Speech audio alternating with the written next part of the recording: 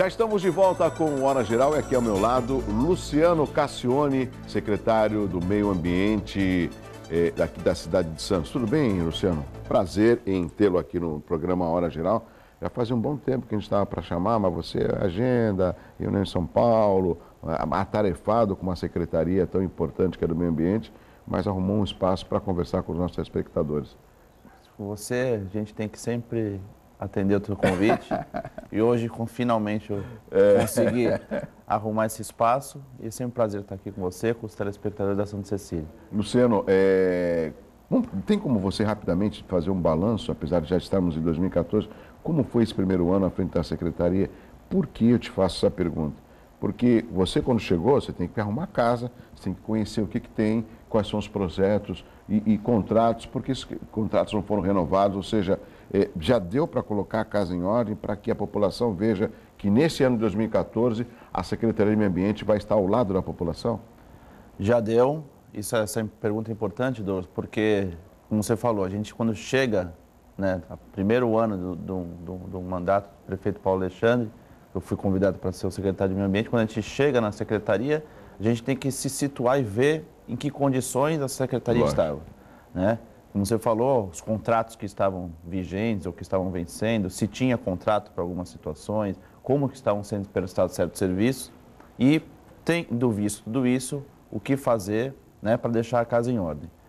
Com um detalhe importante que a prefeitura, né, a gestão do prefeito Paulo Alexandre, quando assume o governo, já assume com o orçamento aprovado no governo anterior.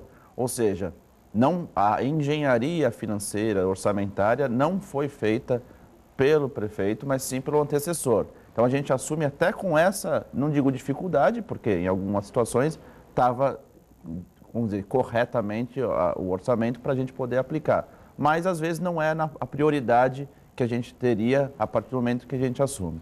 No caso da Secretaria de Meio Ambiente, a primeira dificuldade que a gente encontrou e que no fim é a principal reclamação, né, dos moradores, inclusive perante a ouvidoria, que é a questão da poda de árvores, não tinha contrato. Então, o déficit de poda de árvore na cidade era muito grande exatamente porque não existia esse contrato. Uma das prioridades nossas nos primeiros 100 dias de governo era poder abrir o processo de licitação, contratar e iniciar esse serviço o quanto antes. Luciano, e a gente cumpriu, né? Nos primeiros 100 dias a gente conseguiu cumprir essa meta e já oferecer para a população um serviço de poda de árvores maior do que vinha sendo feito, né? Primeiro porque estava sem o contrato, mas comparativamente aos outros anos, quando havia contrato, a gente conseguiu dar um aumento na quantidade, inclusive, do serviço que era feito na cidade, o que imagino, né? E aí a população, acho que já tem percebido, melhorou o serviço. São dois aspectos que é bom você até explicar para o telespectador, porque às vezes ele não tem esse conhecimento. Ou seja, a informação que eu tenho é que em 2012 ficou sem contrato e, por consequência, sem poda de árvores durante 6 meses. Isso. Aí depois, no início de 2013, quando o prefeito assumiu e você também foi empossado como secretário de Meio Ambiente, você teve que abrir um processo licitatório porque você não tem autonomia para... Ou empresa, vocês podam árvore? Tudo bem, pode começar amanhã. Quanto que é, hein? Tá bom, vou pedir para o prefeito fazer o cheque e pagar você. Não é assim. Tem que ter uma licitação e isso demanda tempo. Demorou acho que uns 3 meses. 3 meses. Então, ou seja, nós ficamos 9 meses sem a poda de árvore. Por isso que a maior reclamação recai na sua secretaria, porque se você, de repente, não contratar uma empresa corretamente, você vai responder judicialmente. A prefeitura vai ser culpada por isso. Então, a população, às vezes, não entende. Ela quer rapidez no serviço, que depende de uma burocracia, de um sistema para poder ser executado. Não, foi exatamente isso que aconteceu. A gente, nesses 3 meses iniciais, tentou atender, né, da maneira mais satisfatória que fosse possível com o pequeno pessoal que a gente contava no próprio Departamento de Parques e Áreas Verdes, mas eu acredito que a solução, mesmo com o processo licitatório, que legalmente acaba tendo essa demora, né, porque tem que cumprir uma série de ritos, a gente conseguiu atender em tempo recorde, né, ou pelo menos oferecer à população em tempo recorde, porque em 3 meses a gente já tinha iniciado o serviço, coisa que já estava parado há 6 meses, né? Portanto, na gestão anterior, Eventualmente já poderia ter sido visto isso e não foi, mas a gente, cada um tem o seu critério de prioridade. O prefeito Paulo Alexandre entendia isso como uma prioridade, que é a poda de árvore, por também ser essa reclamação que existe muito grande da população, e a gente atendeu. Oh, excelente. Eu ia tocar mais nesse assunto, mas eu tenho a certeza que algumas das perguntas serão sobre a poda de árvore, e depois a gente toca nesse assunto. Falar um pouco mais da Secretaria do Meio Ambiente. Nós vivemos um boom imobiliário, ou seja, um crescimento da construção civil. E o que me causa estranheza, Luciano, e mais curiosidade do que estranheza, e os restos da construção civil? Eles têm um destino, eles podem ser reciclados, existe fiscalização por parte da sua secretaria para que esses restos não sejam jogados em qualquer lugar, não só em Santos, mas aqui de repente na nossa região? Qual o papel da sua secretaria com relação aos restos da construção civil? Bom, o resto da construção civil não deixa de ser um resíduo sólido, né? Como tantos outros materiais, como o lixo comum, o lixo reciclável. E logo no primeiro mês de mandato do prefeito Paulo Alexandre, ele sancionou uma lei que havia sido aprovada na Câmara no ano anterior, que tratava exatamente dos resíduos da construção civil. Quer dizer, seja as construtoras, ou mesmo as pessoas que façam algum tipo de obra, ou algum tipo de uma reforma na minha casa, reforma vou aumentar na casa, até um determinado quantidade de volume de material, tem que fazer a destinação correta, mas não precisa apresentar um plano de gerenciamento de resíduo da construção. E qual é essa quantidade? Acima de 200 quilos de material de construção, esse plano tem que ser apresentado à Secretaria de Meio Ambiente. Principalmente as grandes construtoras, as construtoras da cidade, vêm atendendo e muito bem essa legislação, cumprindo rigorosamente.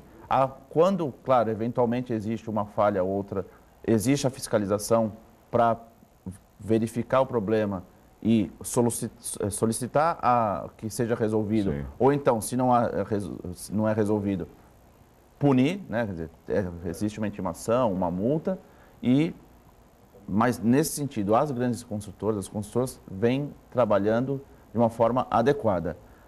No caso dos pequenos construtores, ou às vezes as pessoas que não têm conhecimento da lei, existe ainda um pouco de falha nessa situação, mas também, claro, está vindo, se adequando e está melhorando, principalmente com a atuação da fiscalização, porque a fiscalização vai lá, intima e a pessoa acaba tendo conhecimento que está contra a lei e tenta atender da melhor maneira possível. Só para o telespectador ter uma ideia, já foram mais de 400 planos, principalmente das grandes obras, que já foram encaminhados à Secretaria de Meio Ambiente, aprovados e, consequentemente, esses resíduos da construção estão tendo uma destinação adequada, correta, dentro dos princípios aí da lei. Excelente. Por falar em autuação, você chegou a autuar o escritório do seu pai? Por que você fez isso?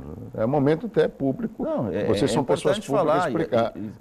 Até para fazer um link com o que se apresentou no início nas manchetes, no caso do ministro Padilha, que fez um convênio com uma ONG do pai dele. No meu caso, eu acabei punindo, né, o meu pai, não, na verdade, o meu pai, porque a obra era no escritório dele, né? Ele não tinha, a responsabilidade é dele porque o escritório é dele, mas não era ele, obviamente, que estava fazendo a obra, era um pequeno empreiteiro que descumpriu essa própria legislação em relação aos resíduos. Eu identifiquei o problema, comuniquei a ele, primeiro me informei, olha, você está sabendo? Não. Tinha um problema que não estava sendo resolvido, Sim. O empreiteiro não desconhecia, disse que ia dar um outro tipo de destinação.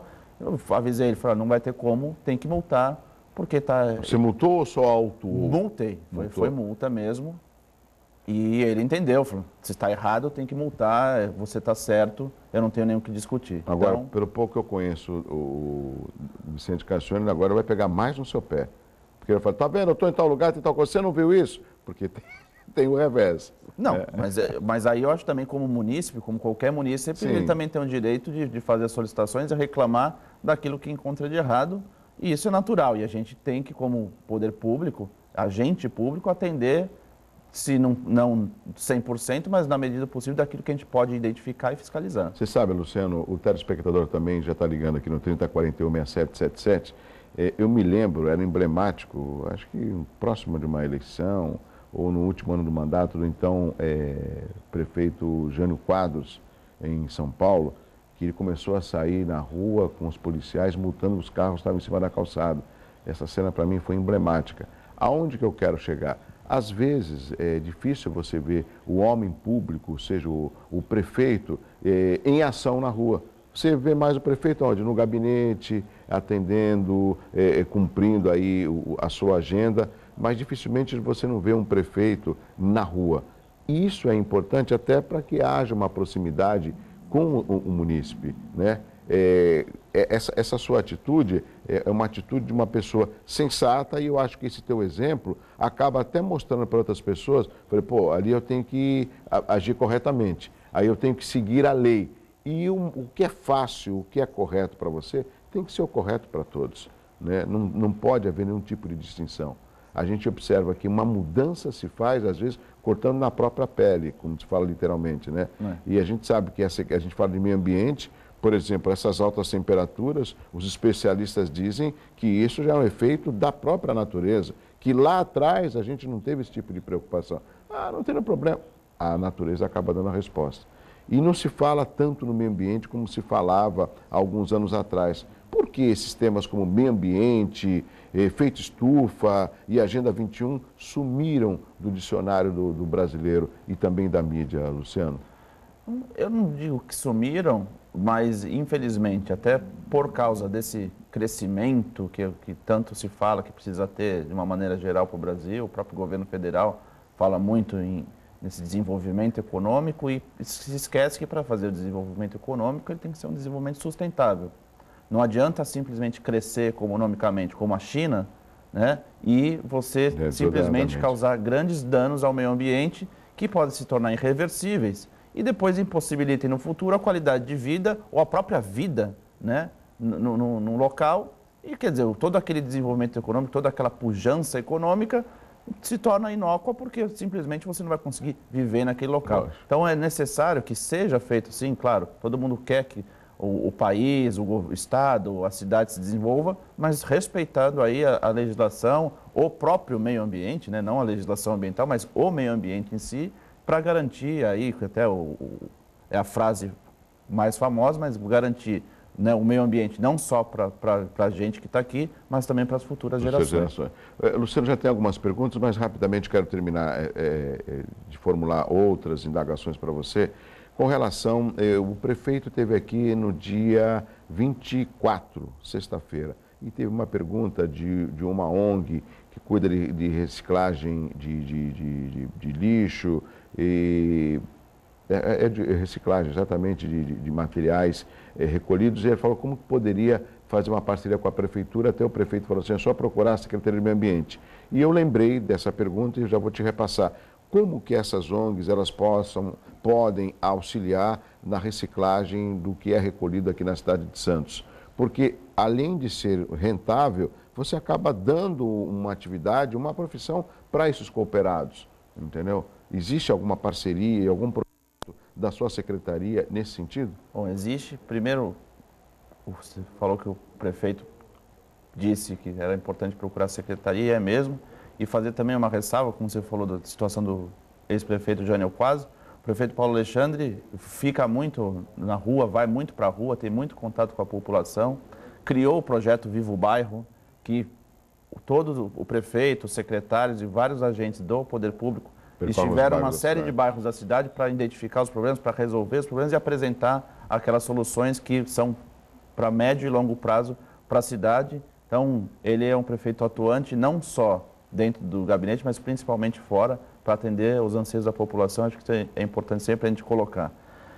Em relação às cooperativas, principalmente de catadores e que trabalham com material reciclável, a legislação, o Plano Nacional de Resíduos Sólidos, já prevê que o município pode contratar, fazer convênios com essas cooperativas para fazer o serviço de coleta seletiva, de separação e venda desse tipo de material. Inclusive, na própria secretaria, a gente já conversou com algumas cooperativas, já está em vias de finalizar os convênios para, a partir desse ano de 2014, ter esse tipo de serviço, não só feito, como hoje é feito, pela Prodesan, que é a empresa contratada pela prefeitura, mas contando com esse apoio. Por quê? Porque, como você falou, é um trabalho social, as pessoas possam ter uma renda a partir disso e todo telespectador, o munícipe tem que entender que o lixo reciclável é um lixo que dá dinheiro. Dá dinheiro para quem? Para quem principalmente precisa. Eu tenho que chamar o intervalo, mas muito rapidamente, Luciano. É importante esse aspecto, inclusive poderia existir uma possibilidade nessa parceria de talvez a prefeitura ceder alguma área para que essas ONGs, associações possam começar a dar o pontapé inicial na separação desse lixo recolhido. Existe a possibilidade, a gente já tem um galpão que acabou de ser construído com recursos da Caixa Econômica, que já vai... Fica onde? Na Lemoa. Na Lemoa. E esse galpão já vai ser cedido para uma cooperativa fazer esse trabalho de separação para venda do material. A gente já deu entrada na Secretaria de Desenvolvimento Urbano com 2 ofícios para identificar outras áreas, porque tem outras 2 cooperativas também interessadas em fazer esse tipo de atividade. E é bom lembrar que não é porque tem 2, 3, 4, 10 cooperativas que isso vai dividir, é ruim. Não, quanto mais tiver, melhor, somar. Porque a quantidade de lixo gerado, principalmente o lixo reciclável, é muito grande e às vezes a gente não tem a capacidade de atender o quanto a gente gostaria. Por quê? Principalmente por falta de pessoal. E com o apoio dessas cooperativas, a gente sabe que a gente vai poder fazer um trabalho muito melhor. Muito rápido, que eu tenho que chamar intervalo. Do que é recolhido, quantos % é reciclado? Hoje, do que é recolhido, 50% é reaproveitado para venda e 50% é perdido, mas também por um problema hoje que a gente tem, principalmente da estrutura que a gente mantém, que acaba tendo perdas aí ao longo desse processo. Se a gente conseguir melhorar essa estrutura e com o apoio das cooperativas, que é importante, a gente consegue dar quase que, não digo 100%, porque claro que sempre vem misturado, mas a gente consegue dar um atendimento muito melhor. Rápido intervalo, já eu volto com a Hora Geral, conversando com o secretário do Meio Ambiente, Luciano Cassione. Tem perguntas pelo 3041-6777. Eu volto já.